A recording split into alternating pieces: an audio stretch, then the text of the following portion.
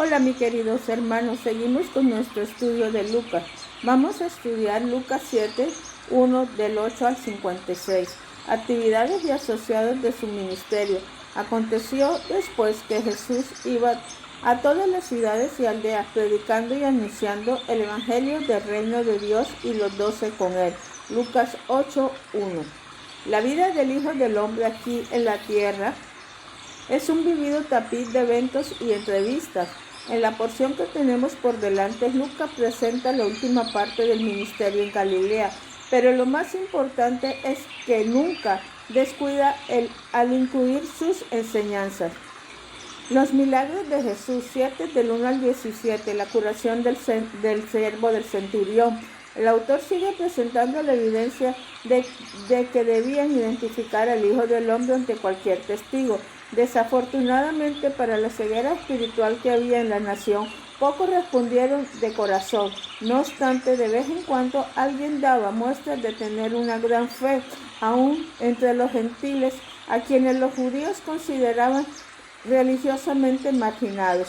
Varios puntos del siguiente encuentro nos llama la atención. Primero, por lo regular el Nuevo Testamento presenta a los centuriones romanos como personas, sino filas, cuando menos mejor que otros.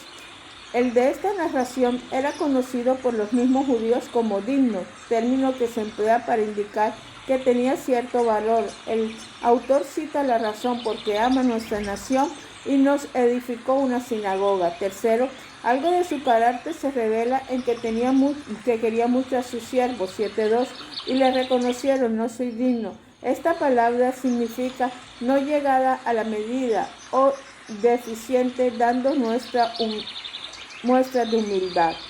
Lo más importante es que el soldado mostró tener una fe muy grande. Di la palabra y mi siervo será sano. Jesús mismo quedó impresionado. Os digo que si aún en Israel no he hallado tanta fe. La fe y la humildad son los ingredientes indispensables para recibir la bendición de Dios. Cabe notar que la misma fórmula sigue vigente hoy. La fe se aprovecha de las promesas de Dios. La humildad reconoce que no la merece. Cristo sigue demostrando su autoridad. Esta vez no estando presente al momento de realizar el milagro, lo que es una evidencia más en la lista de acontecimientos que prueban que Él es el Mesías. Este milagro pone de manifiesto el corazón misericordioso del Hijo del Hombre. Observe que se acerca un cortejo fúnebre y como de costumbre es probable que fuera delante de la madre, muchos más apesumbrados por haber perdido primero al marido y después al hijo. Consideren los elementos de tristeza en la situación. Primero, un marido difunto, después un hijo único muere y por último la mujer queda sola.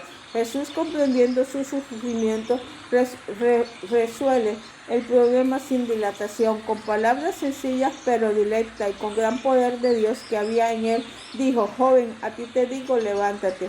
¿Con qué razón la gente decía: un gran profeta se ha levantado entre nosotros y Dios ha visitado a su pueblo?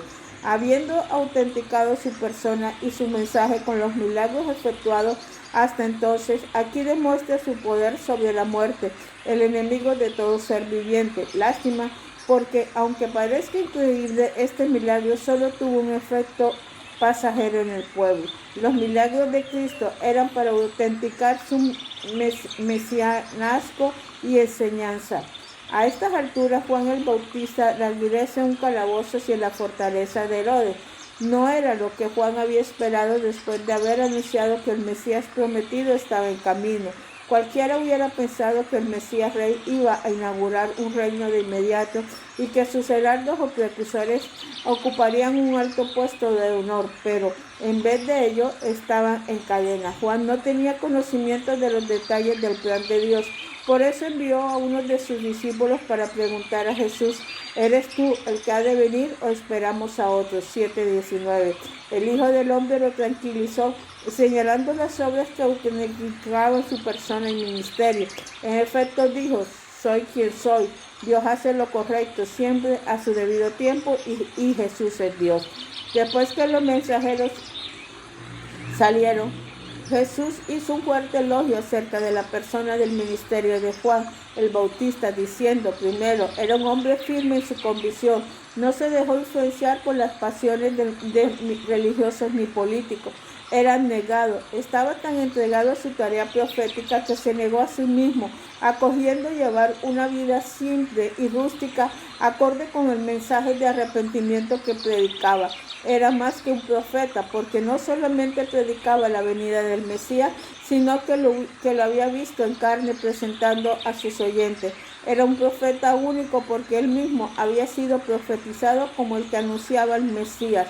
La crítica del Señor se dirigió a los religiosos, que deberían haber sido los primeros en creer, pero por orgullo y la ceguera de su pecado desecharon los designios de Dios respecto a sí mismo, no siendo bautizados por Juan 7:30. Es decir, que sencillamente no creyeron porque no reconocieron la necesidad de arrepentirse y por lo tanto no se bautizaron. Jesús los recompensa con niños petulantes y caprichosos. ¿Qué cosa? Los publicanos respondieron positivamente y los religiosos no, por lo tanto merecían ser censurados. Simón el fariseo invitó a Jesús a su casa. ¿Por qué? Bueno, el contexto indica que no fue por amor ni porque estuviera dispuesto a creer en su mensaje, tal vez por curiosidad, peor aún, para descubrir algo que criticar. Si este último era su propósito, sin duda pensó que había logrado su meta al ver la interacción de Jesús con la mujer invitada. Se nota que en este caso muy especial, la mujer estaba catalogada como de la calle porque se encontraba sumida en las profundidades del pecado. 7:37. Semejante clase de persona nunca hubiera sido convidada a la casa de un fariseo, pero ella entró y llegó hasta donde estaba Jesús. Es evidente que algo muy significativo le empezó a ocurrir ese riesgo, porque lo que hizo al encontrar a Jesús se ve que había oído y creído en el mensaje que predicaba. Si hubiera sido pecadora y lo sabía, y también a quien había acudir con tales condiciones, el ungimiento fue una muestra de gratitud. A propósito, el pasaje dice que se colocó a los pies de Jesús estando detrás de él, porque Jesús seguía la costumbre de reclinarse a un lado para comer. El fariseo, considerando, por lo tanto, como lo que hacía era repugnante, dijo para sí: si fuera profeta, conocería quién y qué clase de mujer es la que lo toca, que es pecadora. 7:39. Como nada sucede a escondidas de Dios, Jesús tomó la palabra y relató a Simón la parábola de los dos deudores. Uno de ellos debía mucho y el otro poco, pero los dos fueron perdonados por igual. Para Simón era obvio que el individuo a quien no se le hubiera perdonado amaría más, y Juan le hace ver las muchísimas faltas sociales o culturales que había cometido al no entenderlo como debiera. En cambio, la mujer había venido a servirle en gratitud por sus pecados perdonados. Ahora bien, Cristo no estaba enseñando que sus pecados fueran perdonados porque lo amó, sino porque ella lo amaba, porque había recibido el perdón. Tu fe te ha salvado. 7:50. Uno entra a la casa de la relación con Dios por fe, por creer. El amor es producto de la fe, mi querido hermano. Con su itinerario completo, el Hijo del Hombre atraviesa Galilea junto con sus apóstoles. También le acompaña un grupo de mujeres agradecidas por lo que había hecho por ellas. El pasaje dice que algunos sostenían con sus bienes al Señor y su pequeño grupo de evangelizar. 8 del 1 al 3. Nobles mujeres siguieron sirviéndole hasta la cruz y aún más allá de su muerte, porque prepararon especies para llevarla a su tumba. La lista incluye a María Magdalena, de que la tradición dice que fue prostituta. Sin embargo, no hay ninguna señal en la Biblia que llevara esa vida, aunque sí dice que había sido endemoniada. 8:2. Se dice que una parábola es una ilustración de los cotidiana que tiene un significado espiritual. Sin embargo, el mismo Jesús dijo que ese método no lo entenderían todos los iguales. 8 del 14 al 18. La verdad celestial son para aquellos que la contemplan con el ojo de la fe. Debido a ello, la explicación que ofrece el Señor se limita a los apóstoles. Al hacerlo, describe las 4 diferentes relaciones que produce la siembra en la palabra de Dios. Una parte cae en el camino, 8, 5, 12. Es una tierra bien dura y la semilla no penetra. Entonces viene el milagro, representa por las aves del cielo y quitan la semilla. El individuo está en esta condición, no se salva. Otra cae sobre piedras. Aunque no había tierra suficiente para sostener el desarrollo de la planta, el oyente parece haber recibido la palabra con gozo, pero en realidad no le ha hecho de corazón. Al principio hay una relación positiva y hasta entusiasmo, pero no perdura. No tiene raíces, ese tipo tampoco se salva. Otra cae entre espinos. Cristo identificó las espinas como los afanes y las riquezas de los placeres de la vida. Esta clase de gente tiene su prioridad fuera de orden. Posiblemente le interesa el mensaje, pero su preocupación por las cosas materiales no le permite aceptarlo y decide no dejar que la buena semilla produzca frutos en su vida. Otra parte cae en buena tierra, 8:15. Algunas personas escuchan y obedecen la palabra de todo corazón, produciendo frutos. Estos son los salvos. No se debe forzar el sentido de una palabra ni tratar de exprimir un significado espiritual de cada sílaba. Sin embargo, es oportuno observar que en las condiciones arriba mencionadas, solamente una cuarta parte de los oyentes se convierten en creyentes verdaderos. Entonces, ¿será posible que la parábola señale que muchos de los que estamos en el mundo, aun los que tenemos acceso a la palabra, no somos salvos? Parece que sí. Entonces, no ha de sorprendernos que muchos no acepten al Señor. Una observación final: en la palabra la culpa no es de la semilla ni del sembrador o si se quiere del predicador. En esta comparación el Señor dice que la culpa es del oyente. Mira pues como 6:8-18. En la siguiente parábola, la lámpara encendida, el Señor también hace alusión a la palabra de Dios y establece la diferencia entre oír y obedecer. Cuando uno la entiende, debe verse evidencias en la vida. Es lo mismo que enseña Santiago 1:2, porque sed hacedores de la palabra y no tan solamente oidores, engañadores a vosotros mismos. Un creyente que hace caso de la palabra recibirá todavía más de discernimiento para entenderla. 8:18. Una familia nueva.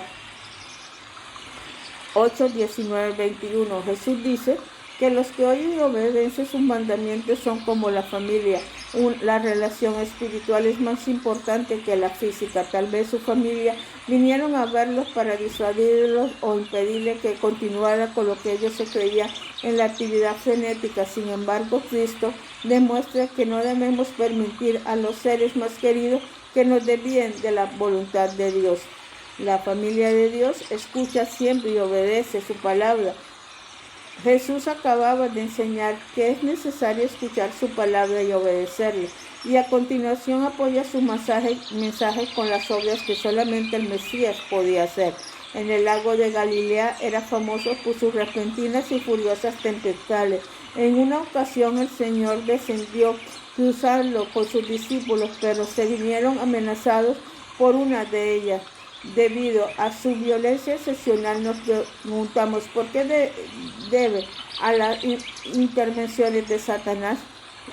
Los acompañantes de Cristo tuvieron gran temor, pero el Señor hizo el milagro de calmar por completo el viento y las olas e hizo una observación importante cuando preguntó: ¿dónde está vuestra fe? 8:25. El creyente que siente miedo cuando pasa por las aflicciones de la vida muestra que tiene una fe débil. El punto más importante es que el temor al oleaje de los apóstoles cesó y quedaron maravillados al contemplar al Hijo del Hombre mostrar poder sobre la naturaleza. Pero no solamente sobre la naturaleza, más adelante nos muestra el poder que tiene Jesús sobre los demonios.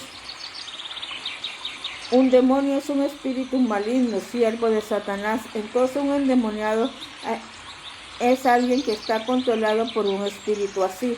En el caso que nos ocupa, había más de uno que dominaba el ganadero. El término legión indica pluralidad de demonios. Los siguientes detalles merecen ser comentados. Primero, parece que el grito del versículo 28 es una costumbre en casos parecidos según narra el Nuevo Testamento. 2. Los demonios tuvieron miedo del Hijo del Hombre porque reconocieron su autoridad a pesar de que los líderes religiosos no querían hacerlo. Pues el hombre fue liberado y aunque quería seguir a Cristo de cerca como los apóstoles, el Señor le ordenó que se quedara en su tierra dando testimonio de lo que había pasado. 4. Los demonios pidieron permiso para entrar en los cerdos y estos fueron destruidos. A propósito, la crianza de cerdo no está de acuerdo con la ley mosaica. 5. Los que apacentaban los cerdos contaron en el pueblo lo que había pasado y las personas de aquel lugar imploraron a Jesús que saliera de la región. Ellos, como sucede todavía, se ocupan más de sus negocios, aunque fuera ilícito, que por aquel pobre hombre endemoniado. Entre los que esperaban a Jesús en Capernaum estaba Jairo, principal de la sinagoga, 8:41, que era el responsable de dirigir los servicios y de mantenimiento del edificio. Su hija de 12 años estaba enferma, motivo por lo cual él viajó a Jericó buscando a Jesús. No cabe duda que detrás de la motivación urgente del momento tenía fe y confianza, porque cuando menos reconoció lo que el Señor podía hacer, aunque no aceptara quién era en verdad. El hecho de que un personaje de su categoría viniera a Jesús es un indicio de una fe personal. En ese momento hubo interrupciones. Una mujer que estaba afligida 12 años por una hemorragia tuvo el valor de acercarse al Cristo y tocar el borde de su manto. Parece que no hemos reconocido la difícil situación por la que ella pasaba. La ley mosaica del Antiguo Testamento consideraba inmunda a una mujer en ese estado. No se le permitía participar en los servicios del templo y tenía prohibido tocar a otra persona. También tenía que vivir separada de la familia. Esta mujer había gastado muchísimo dinero tratando de sanar. Sin embargo, debido a la plena confianza que tenía en que Jesús podía hacerlo, algo a su favor, se atrevió a tocar el borde de su túnica. El incidente no pasó desapercibido. Cristo sabía todos los detalles de la situación y para bien de la mujer hizo dos cosas importantes. La sanó e hizo público el asunto, probablemente para que todos supieran el gran cambio que se había operado en ella. Así se abrió la puerta para enmendar el ostracismo legal, religioso y social que ella había experimentado. Si el Señor no hubiera dicho nada, hubiera sido difícil para la mujer reintegrarse a la sociedad. Qué poder, qué ternura y qué bondad la de nuestro Padre Celestial. Jairo todavía esperaba, pero mientras tanto recibió la noticia que su hija había fallecido, a lo que Cristo aseguró: no teméis, creer solamente. 8:50. Una vez en su casa, el Señor invitó a los padres de la muchacha y a sus 3 discípulos íntimos a que participaran en el milagro de la resurrección. Considerando que era una ocasión familiar, la acción de gracias y no un espectáculo público, Jesús le mandó que nadie dijera lo que había sucedido. 8:5. ¡Qué maravilla! La evidencia de que Jesús tiene poder sobre la muerte se acumulaba. El milagros y maravillas de nuestro Señor Jesucristo eran más que suficientes para que la gente creyera en Él. No obstante, la mayoría los rechazó, fenómenos que también se observan hoy en día. ¿Qué podemos hacer como creyentes para que su mensaje sea escuchado y aceptado por aquellos que no lo conocen? ¿Teme usted los rechazos cuando evangeliza? ¿Cómo puede animarnos el ejemplo de nuestro Salvador? Padre Celestial, en nombre de nuestro Señor Jesucristo, venimos ante ti. Te pedimos, Dios eterno, misericordioso, primero, Señor, que incrementes nuestra fe. Segundo, Padre Celestial, que siempre, Dios eterno, trabajemos para ti. Tercero, Padre Celestial, oh Dios eterno, Señor, que nos ayudes a que la imagen de Cristo esté en nuestro corazón. Te pedimos, Padre Celestial, Dios eterno, que la gente vea que Jesús es el Mesías, que la gente, Padre Celestial, Señor, les sea quitada toda la venta que tienen en su entendimiento, Padre Celestial, porque rechazan a nuestro Padre Celestial. Oh Dios eterno, misericordioso, te lo pido en nombre de Jesús de Nazaret. Ayúdanos, Padre Celestial, guíanos, Padre Celestial. Oh Dios eterno, misericordioso, Señor, te lo pedimos en nombre de Jesús de Nazaret. Gracias, Señor. oh Dios eterno, por todo lo que haces. Amén y amén.